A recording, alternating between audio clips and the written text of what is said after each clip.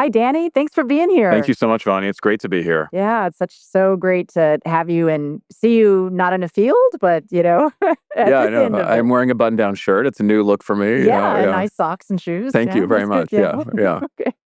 Well, for the people who don't know, why don't we just start with introducing yourself and tell us about Reservoir and what you're up to? Yeah, sure. So I'm Danny Bernstein. I'm the CEO of the Reservoir. And this company, we started it a little less than 2 years ago now to basically think about what are the ways we can deliver more deep technology into agriculture. And if you imagine if you're a Silicon Valley roboticist or a coder in Palo Alto and you want to make an impact in the real world, it's almost impossible to think about the amount of activation energy that would be required to go from that idea to actually making an impact in agriculture. And we think about a lot of the innovation in agriculture, it actually comes from agriculture. Whereas in other spaces like defense and med tech and biotech, a lot of the innovation comes from technology. And so that was the thesis, and that's it. And so what inspired me to do it was I was in Silicon Valley for a long time, close to 20 years. I spent 10 years at Google, and I saw a lot of innovation energy put toward other things: innovation towards luxury, innovation towards addressing boredom. Like gaming is about addressing boredom, right?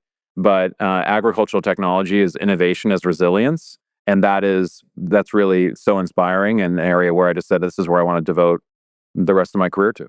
And did you have a background in ag or food before? I think this for me, this is kind of like a California story. So I love those. yeah. So I studied political science. I went to Davis. I grew up here, and knew that the second half of my career, let's say, was going to be somehow to more tied in locally.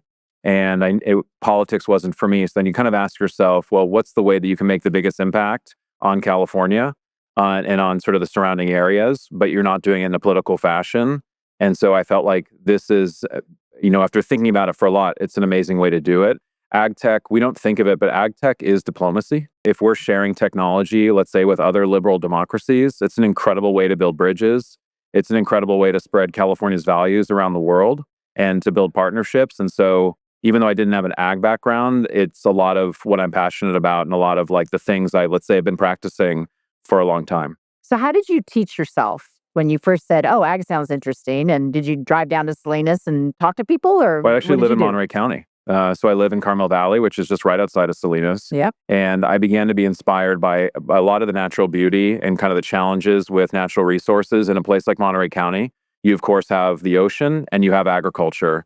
And a lot of where I was focused with this thesis was on kind of one or the other. And I realized I had to choose and ended up deciding to really go Interesting. deep on agriculture.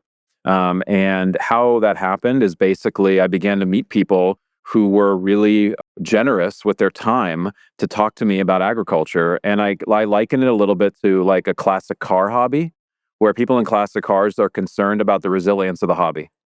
And so they actually are very forthcoming with information. They say, this is an Austin Healey, this is the history of it. And they want you to know because they're concerned about the resilience of the hobby. And agriculture, of course, people are concerned about the resilience of the practice and the resilience of these industries and the resilience of these commodities. And so what I found is that the overwhelming generosity from people like you, Walt Duflock, Bruce Taylor, Matthew Hoffman, was amazing, and they were so welcoming, candid, precise, but very approachable. I think what was interesting to me when the first time we met was the way you approached it, I think, is partly why you got the answers and the engagement that you got, because you were just coming in with so much curiosity of how does this work and what are issues for you and how do you think about it, and without judgment and just being interested in what people were passionate about and what they cared about and how they were working on it. And so I think that coming in was really refreshing because a lot of people, especially people from Silicon Valley, that come into the ag industry think that growers don't know anything. And I went to this one when ag tech was just starting, like way back, and I was living in Menlo Park, and I was walking my dog, and there was two, and I've been in ag my whole career, and so there was two guys in front of me walking their dogs, and this one guy said, "Yeah, I'm gonna do this thing called ag tech, and because farmers don't know anything, and we're gonna go in there and like tell them what to do and how to do things." And I at that moment, that was like this, kind of sliding door moment for me. It's like, this is insane. This is going to get crazy. And it was that way for quite a while, that was the opinion. And that's, I think, why a lot of ag tech companies in the beginning, as you were saying, there's that gulf. And it was because the opinion was that way. Yeah, and my first person experience was completely the opposite. And by way of some really generous friends, was able to meet people like Bruce and Stuart Wolf. I met Stuart Wolf at Patio Cafe in Fresno at like 7 a.m. And he walks in and, I started asking questions. And within about 5 minutes, I was like, Stuart could be the CEO of anything. Right. It just Exactly. happens that, of course, he was born into an agricultural family. He loves Fresno. He loves agriculture. He cares about the resilience of the practice. And so he is an agricultural CEO, but he could be the CEO of anything. It's It's a sophisticated, really good point. worldly, Yeah. light in his feet, all these things. So that made a really significant impression on me. And also, yes, I think realizing that it wasn't about telling farmers how to farm. I don't have enough, I would say, scientific confidence to really be able to assert myself that way. So it kind of had to be this way. But the other thing is, like, I live in Monterey County. So I think that not being kind of a tourist to this, I was a tourist to Central Valley, but I think I did 40 nights in the Central Valley in the last year to learn about it. So yeah. So talk about what exactly you're doing. What are the different pillars and the different programs that you're working on and trying to build? If our vision and thesis really is innovation as resilience, our mission is to make it easier for deep tech startups to get into ag and ag tech, make it easier for them to make an impact. So we're always basically asking ourselves that question: how can we make it easier for roboticists to make an impact in ag and to improve the resilience of this industry? So the kind of core insight, or the first insight, was that it was incredibly difficult to test ag tech. It was difficult to develop in a field. It was difficult even to get access to a field. And so something we learned last year when we were starting to do really deep research with WJ and others is that the average ag tech startup has already raised venture capital and is not able to access a field to test on for sometimes as much as a year. So basically, you start the clock on your venture capital, you're starting to burn it down, you're buying supplies, you're working on the prototype, you're paying yourselves, you're doing all these things, but you don't have access to a field to test on. So you don't have access to a field where you're not concerned about interrupting growers, and then the grower's not concerned about interrupting you. That combination just simply didn't exist.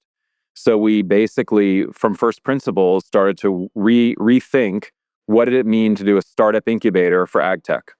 And a lot of people said to me early on, they're like, well, so you're saying you're trying to build Y Combinator for ag tech? And I resisted that comparison because I felt like we hadn't earned it. But I realize now, yeah, what are we trying to do? We're trying to build Y Combinator for ag tech. We're trying to build the highest impact ag tech incubator for early stage companies in the world.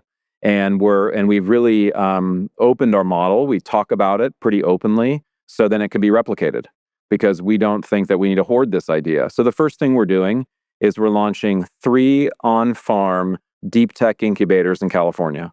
We're launching one in Salinas, where we lease land from the Tanamura family. I saw Brian Antle walking around here.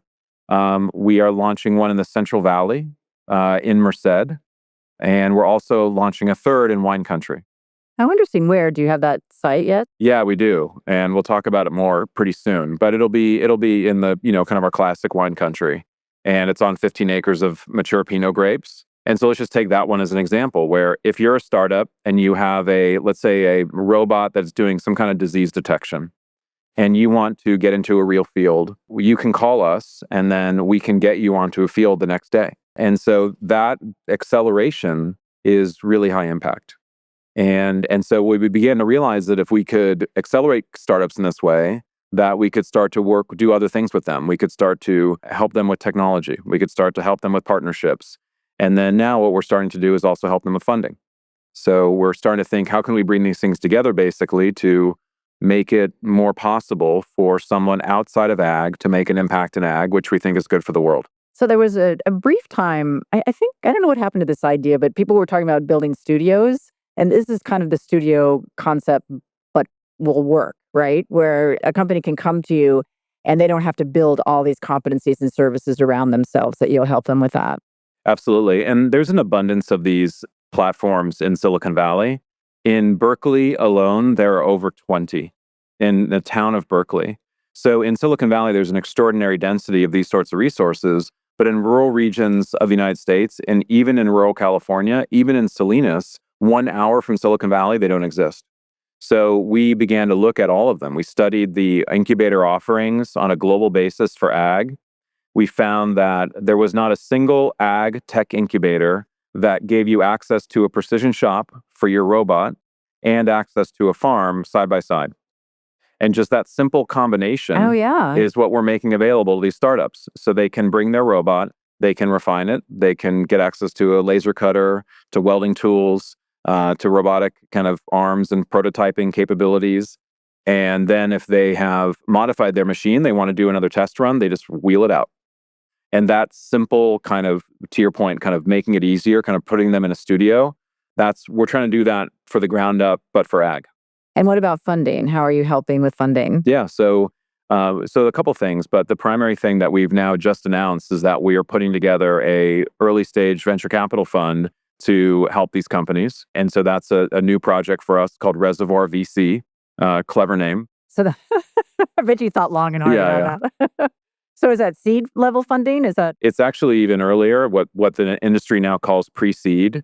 So they're did we pre-seed. get rid of friends and family that went Well, away? that's basically it's the same thing. It's Yeah. sort of like the friends and family round, or the kind of the angel round, now kind of interchangeably referred to as pre-seed. These companies are often not even with a set valuation yet. They may or may not have a working prototype, but we actually found that that's the area that where we saw the most opportunity for optimization. And so if you can accelerate those first 18 months or 2 years and make them a more efficient 6, we think that the entire segment can actually be more capital efficient. And so we basically have asked ourselves, well, can Reservoir take the first 2 years of ag tech startup's life and sort of shrink it down to 6 months and make it more capital efficient? And that's what we're trying to do as an accelerator, essentially. I've been working across robotics and looking at this field for a while, and there was so much excitement and interest in the beginning, and the graveyards are filled with, Yes. companies, especially around harvesting Yep. because it's so hard. And I think we're starting to see some pretty good traction with some weeders and thinners. And Yeah. and I think those are commercial companies. I'm not sure anyone's really making money at it yet, but they're out there in the field and they're doing their job. Yeah. So how are you kind of seeing the space right now, and where do you think the biggest innovations are going to come from? Yeah, it's a great point. So I think we look at this vintage, and the companies that have sort of are surviving and thriving are in sort of the robotic weeding, laser weeding, precision spray, that kind of class, eco robotics, verdant robotics, carbon, and a few others. That's exciting. And I think that there are We're all cheering them on. we're absolutely cheering them on. It's rising tide lifts all boats as a space.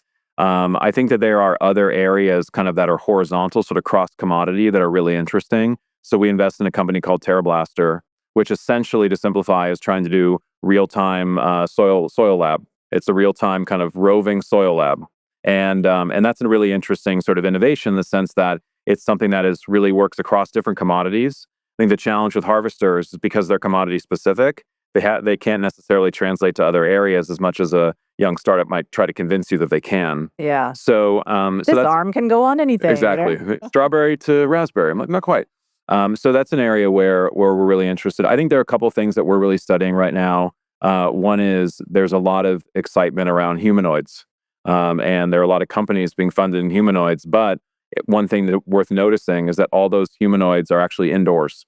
So there will be a moment where we start to see more ruggedized humanoids, and then specifically the components and the sort of line of humanoids that can work in an agricultural context is a really interesting opportunity. Yeah, heat and rain and uneven ground All those and things, all those yeah. things. So that's Yeah. clearly coming. That's really exciting. Yeah. And we So think when do you think we would see one in the field? in the next 5 years. Oh, Really? That absolutely. quick? Yeah, yeah, Wow. yeah, And for who's going sure. to do that? Which company? Or Yeah. yeah, Is it I, a big company that'll bring something into it, or will it what be I think is going to happen is that you'll have a company like an NVIDIA, uh or a figure like a company that's already really established, and then they'll basically put out there and say, adapt our platform for agriculture.